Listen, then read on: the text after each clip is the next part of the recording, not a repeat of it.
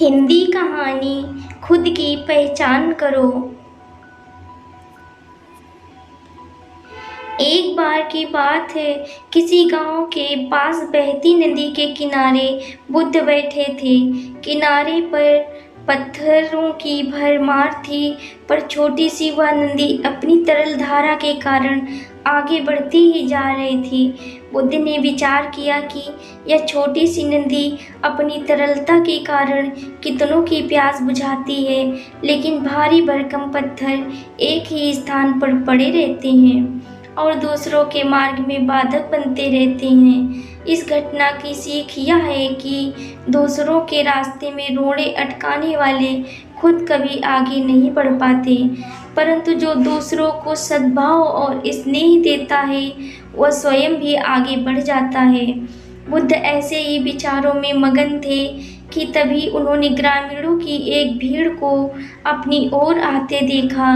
बड़ा शोर था और लोग किसी युवती के प्रति अशब्द बोल रहे थे। तथागत ने देखा कि लोग एक युवती को घसीट कर ला रहे थे और उसको गाली भी दे रहे थे। भीड़ के नज़दीक आने पर बुद्ध ने लोगों से युवती को पीटने और असत्य कहने का कारण पूछा, तो लोगों ने कहा कि यह स्त्री अव्यभिचारी और हमारे समाज का नियम है कि यदि व्यभिचारी स्त्री पकड़ी जाए तो उसे पत्थरों से कुचलकर मार डालना चाहिए। तथागत ने युवती की ओर देखा और कहा, जो तुम चाहते हो वही करो, पर मेरी एक शर्त है कि पत्थर मारने का अधिकारी वही है जिसने कभी व्यभिचार न किया हो और न ही उसके मन में ऐसे विचार कभी आए हों। इतना कहकर तथागत शांत हो गए।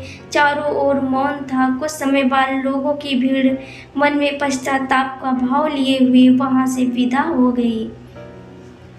इस घटना से यही सत्य उभरता है कि हम खुद अपने प्रति न्याय कर सकते हैं, दूसरों के प्रति नहीं, क्योंकि हमारी जानकारी दूसरों के विषय में अधूरी होती है। यदि हम किसी के प्रति न्याय करना चाहते हैं तो उसे ऐसा प्यार और स्नेह मिलना चाहिए कि खुद ही अपने दोषों को स्वीकार कर ले और उन्हें पुनः न दोहराने का व्रत ले।